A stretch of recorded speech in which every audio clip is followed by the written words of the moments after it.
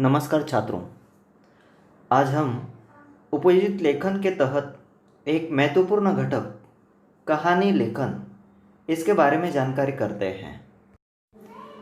छात्रों, आज हम क्या सीखेंगे? देखिए, कहानी का परिचय, कहानी की परिभाषा, कहानी की विशेषता, कहानी लेखन के उद्देश्य, कहानी लेखन की विधियाँ, कहानी लेखन करते समय ध्यान में रखने योग्य बातें, कहानी का ढांचा, कहानी लेखन का सही तरीका। छात्रों, कहानी सुनने, पढ़ने और लिखने की एक लंबी परंपरा हमारे देश में रही है।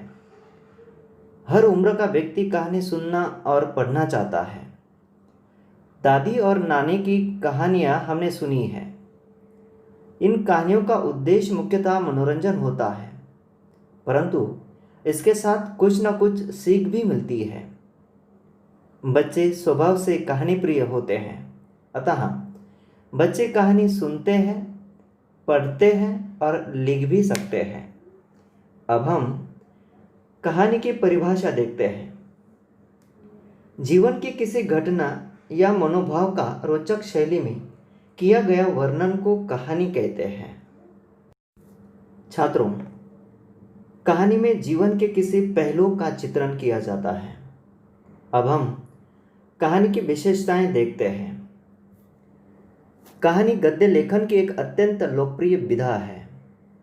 कहानी एक छोटी रचना है जिसमें घटनाओं को एक विशेष क्रम से और रोचक ढंग से प्रस्तुत किया जाता है। प्रत्येक कहानी के लिए कथा वस्तु का होना अनिवार्य होता है, क्योंकि इसके अभाव में कहानी की रचना की कल्पना भी नहीं की जा सकती है। कहानी का परिचालन उसके पात्रों के द्वारा ही होता है। संवाद कहानी का प्रमुख अंग होते हैं। इनके द्वारा ही पात्रों के मनोभाव प्रकट होते हैं। कहानी में यथार्थता लाने के लिए देशकाल अथवा वातावरण का प्रयोग किया जाता है। प्रस्तुतिकरण की शैली में सुंदरता लाने में अलग अलग भाषा शैली का प्रयोग किया जाता है। छात्रों, कहानी लेखन के कौन कौन से उद्देश्य होते हैं, यह देखते हैं। कहानी लेखन का उद्देश्य है शिक्षा, मनोरंजन तथा आनंद की प्राप्ति। कहानी लेखन से बच्चों की कल्पना शक्ति और लेखन कौशल का विकास करना। कहानी लेखन से कौतूहल, मनोरंजन के साथ संवेदना जगाना। कहानी लेखन से मन के भाव, विचार और अनुभूति को प्रकट करना। कहानी लेखन से जीवन के तथ्य को खोलना तथा समस्याओं को प्रकाशित या अवगत कराना। छात्रों, इन्हीं उद्देश्यों को ध्यान में रखकर 3 विधियों से कहानी लेखन किया जाता है। 1. मुद्दों के आधार पर। 2. सुवचन या कहावतों के आधार पर। और 3. असंबद्ध शब्दों के आधार पर। कहानी लेखन करते समय निम्नलिखित बातों पर ध्यान देना चाहिए। सबसे पहले दिए गए मुद्दे या शब्दों को गौर से पढ़ना चाहिए। कहानी का आरंभ आकर्षक होना चाहिए ताकि पाठक के मन में जिज्ञासा पैदा हो। कहानी की रूपरेखा के रिक्त स्थान भर देने से कहानी नहीं बनती, उसका यथोचित विस्तार करना जरूरी है। कहानी के स्थान, पात्र आदि के कल्पित नाम देकर कहानी को सजीव बनाएं। कहानी लिखते समय प्रत्येक मुद्दा या शब्द का अपेक्षित विस्तार कीजिए तथा विषय वस्तु को न छोड़ें। कहानी के पात्रों की बातचीत को संवाद के रूप में लिखना चाहिए। कहानी की घटनाओं को अलग अलग अनुच्छेदों में लिखना चाहिए। कहानी भूतकाल में लिखनी चाहिए। कहानी की शब्द सीमा 100 शब्द तक होनी चाहिए। कहानी की भाषा सहज, सरल तथा मुहावरेदार होनी चाहिए। कहानी की कथा वस्तु को ध्यान में रखकर उसे संक्षिप्त, आकर्षक व उपदेशप्रद शीर्षक देना चाहिए। प्रत्येक कहानी बोधप्रद होती है, अतः कहानी से मिलने वाली सीख या उपदेश कहानी के अंत में 1-2 वाक्यों में लिखना चाहिए। छात्रों, अब हम कहानी का ढांचा देखते हैं। कहानी के ढांचे को ही कथानक अथवा कथा वस्तु कहते हैं। कथानक के 4 अंग होते हैं। 1 आरंभ, 2 विकास, 3 उत्कर्ष और चौथा अंत। कहानी लेखन एक कला है। कहानीकार अपने अनोखे ढंग, कल्पना और वर्णन क्षमता से कहानी के कथानक, पात्र या वातावरण को प्रभावशाली बना देता है। हमारे प्रश्न पत्र में बहुधा मुद्दों के आधार पर कहानी लेखन करने के लिए प्रश्न पूछा जाता है, लेकिन कहानी को सही तरीके से कैसे लिखा जाता है यह हम देखते हैं। छात्रगण, एक उदाहरण हम देखते हैं। निम्नलिखित मुद्दों के आधार पर 70 से 80 शब्दों में कहानी लिखकर उचित शीर्षक दीजिए तथा सीख लिखिए। उसके कहानी के मुद्दे दिए गए हैं। भिखारी, भीख मांगना, एक व्यक्ति का रोज देखना, फूलों का गुच्छा देना, भिखारी का फूल बेचना, मंदिर के सामने दुकान खोलना, धंधा बढ़ना, चेहरे पर प्रसन्नता, उस व्यक्ति को धन्यवाद देना, फूल वाला बनना, सीख। छात्रगण, कहानी के मुद्दे बारीकी से पढ़ने से पता चल जाता है कि कहानी की कथा वस्तु क्या है। उसी के अनुरूप उपदेशप्रद शीर्षक लिखना है। जैसे कि इस कहानी का शीर्षक है सहयोग ही जीवन है। यह शीर्षक बड़े अक्षरों में लिखना चाहिए। चलते हैं कहानी की ओर। सीतापुर नाम का एक गांव था। पहाड़ी की गोद में हरी भरी चादर पर बसा हुआ सुंदर गांव था। उस गांव में रघुबीर नामक एक भला आदमी रहता था। वह बहुत मेहनती तथा परोपकारी था। उस गांव के करीब एक बड़ा मंदिर था। उस मंदिर के बाहर सड़क के किनारे बैठकर एक भिखारी रोज भीख मांगता था। देखिए, इस प्रकार से कहानी का आरंभ हुआ है। कहानी के स्थान, पात्र आदि को कल्पित नाम देकर कहानी आगे बढ़ी है। प्रकृति और मानव का कार्यकलाप नित्य रूप से चल रहा था। यह दृश्य रघुबीर साइकिल से आते जाते हर दिन देखता था। एक दिन रघुबीर ने भिखारी को फूलों का गुच्छा दिया। उसने गुच्छे में होने वाले गुलाब के फूलों को सजाकर रख दिए। मंदिर में आने वाले भक्तगण उस भिखारी से पैसे देकर फूल खरीदने लगे। यह देखकर भिखारी को ताज्जुब हुआ कि यदि फूल बेचने से इतने पैसे मिल सकते हैं तो क्यों न मैं हर रोज फूलों को खरीदकर उन्हें बेचना शुरू कर दूं। यह कहानी का दूसरा अंग यानी विकास। कहानी विकास की स्थिति में पहुंची है। कहानी आरंभिक अवस्था से होकर उन्नत अवस्था में पहुंच गई है। अब आगे दूसरे दिन से भिखारी ने जमा हुए रुपयों से फूल खरीद कर लाए और बेचने लगा। कल की अपेक्षा आज कुछ ज़्यादा ही पैसे मिले थे। भिखारी की उम्मीद बढ़ गई। फूलों की बिक्री भी बढ़ने लगी। सोचा, क्यों न मैं एक छोटी सी दुकान खरीद लूं। कहानी यहाँ पर उत्कर्ष की स्थिति पर पहुंची है, यानी कि चरम स्थिति तक कहानी पहुंच गई है। धीरे धीरे उसकी आमदनी बढ़ने लगी। सोच कृति में बदल गई।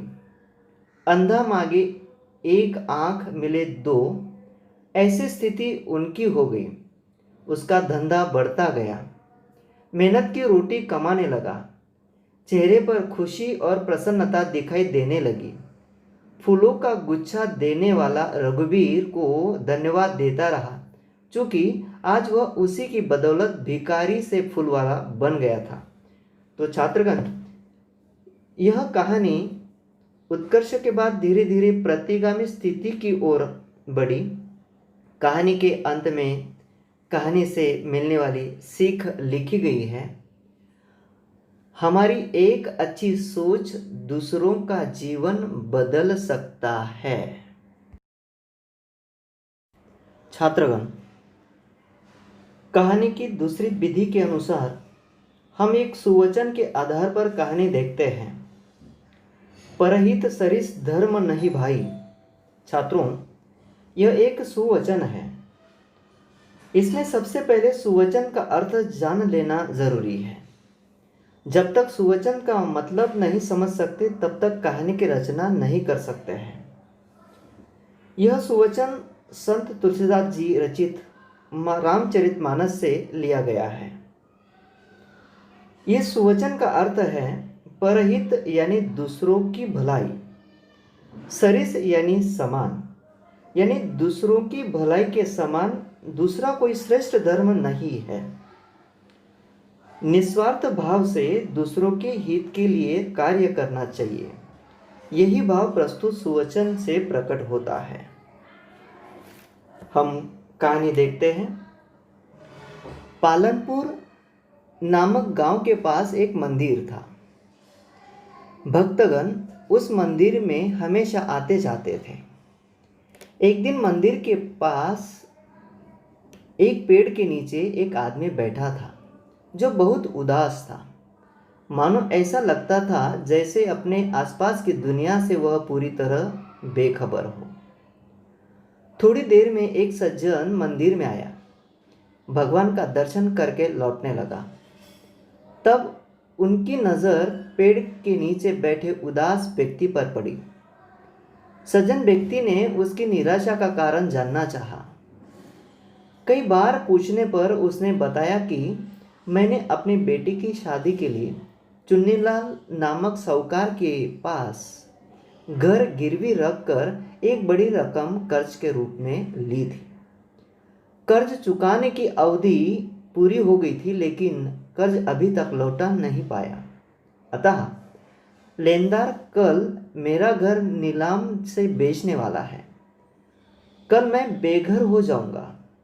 मेरी पत्नी और बच्चों को घर से बाहर निकाल दिया जाएगा। कहते हुए उसकी आंखें भर आई। सज्जन व्यक्ति उसे धीरज देकर चला गया। गरीब उदास व्यक्ति की बातें उस सज्जन के दिल को गहरी छू गई। अगले दिन सुबह वह सज्जन लेनदार के पास गया और उन्होंने उस गरीब आदमी पर जितना कर्ज था वह चुका कर चला गया। लेनदार जब घर के कागजात लौटाने गरीब आदमी के पास आया तो वह स्तब्ध रह गया। पता चला कि उसका सारा कर्ज चुका दिया गया है और अब वह कर्ज से मुक्त हो गया। गरीब आदमी सोचने लगा कि मेरा कर्ज चुकाने वाला वही सज्जन होगा जिसने मेरा दुख जाना था। गरीब आदमी उस भले आदमी को मन ही मन धन्यवाद देता रहा। समाज के दीनहीन अथवा जरूरतमंद लोगों की मदद करना ही मनुष्य का सर्वश्रेष्ठ धर्म है। अतः यदि अपनी छोटी सी मदद से किसी का दुख, निराशा दूर होकर सुख शांति मिलती है तो ऐसे परोपकार के मार्ग पर चलना चाहिए। अतः हमें सदा यह पंक्ति याद रखनी चाहिए, परहित सरिस धर्म नहीं भाई। कहानी की तीसरी विधि के अनुसार हम एक असंबद्ध शब्दों के आधार पर कहानी देखते हैं। प्रश्न इस प्रकार है, निम्नलिखित शब्दों के आधार पर कहानी लेखन कीजिए। उसे उचित शीर्षक देकर प्राप्त होने वाली सीख भी लिखिए। 4 शब्द दिए गए हैं: अकाल, तालाब, जन सहायता और परिणाम। इन चारों शब्दों का परस्पर कोई संबंध नहीं है। फिर भी छात्रों को अपनी कल्पना शक्ति, तर्क बुद्धि से मन ही मन में कहानी की कथावस्तु तैयार करनी है और कहानी को उचित शीर्षक तथा सीख देनी होती है। तो चलते हैं कहानी की ओर। प्रस्तुत कहानी को शीर्षक दिया गया है नौजवान की सूझबूझ। कहानी देखिए। छिंदखेड़ा नामक एक बहुत ही सुंदर और संपन्न गांव था। उस गांव के लोग बहुत ही मेहनती थे। इस कारण सभी लोग धनी थे। किसी को किसी बात की कमी नहीं थी। लेकिन सब दिन समान नहीं होते हैं, इस उक्ति के अनुसार एक साल भयंकर सूखा पड़ा। सूखा इतना भयंकर था कि खाने पीने की समस्या खड़ी होने लगी। गांव वालों ने चौपाल बुलवाई। गांव के सभी लोगों के सामने फिलहाल जो स्थिति है वह रखी गई। अनाज, पानी और चारा आदि पर चर्चा होने लगी। इसी चर्चा के बीच एक शिक्षित नौजवान खड़ा होकर बयान करने लगा कि अपने गांव में पानी सिंचाई की कोई व्यवस्था नहीं है। बारिश का पानी रोक सके इसलिए हमें अपने गांव के आजू बाजू में बड़े बड़े तालाब खोदे जाने चाहिए ताकि बारिश का पानी उसमें इकट्ठा हो सके। उससे हमारी पानी की समस्या दूर हो जाएगी। पशु पक्षियों को पीने के लिए तथा खेती के लिए पर्याप्त पानी मिल जाएगा। नौजवान की इसी योजना को सबने समर्थन दिया तथा उसका साथ देने के लिए भी कमर कस ली। दूसरे दिन से ही गांव वाले तालाब खुदाई के काम में जुट गए। वर्षा ऋतु का आगमन हुआ। तालाब पानी से लबालब हो गए। गांव वालों की खुशी देखने को बनती थी। अब उनकी समस्या हल होने वाली थी। आने वाले समय में उन ग्रामवासियों को इस समस्या से जूझना नहीं पड़ेगा। कहानी का अंत। तो छात्रगण, इस प्रकार से कहानी लिखी जाती है। इस प्रस्तुत कहानी को सीख इस प्रकार से दिया गया है। सोच विचार और परिश्रम करने से ही समस्या का निराकरण होता है। छात्रों, उम्मीद करता हूँ कि आपको कहानी लेखन पूरी तरह से समझ में आ गया होगा। आशा करता हूँ कि परीक्षा में आप इसी विधि के अनुसार कहानी लेखन करेंगे। शुक्रिया।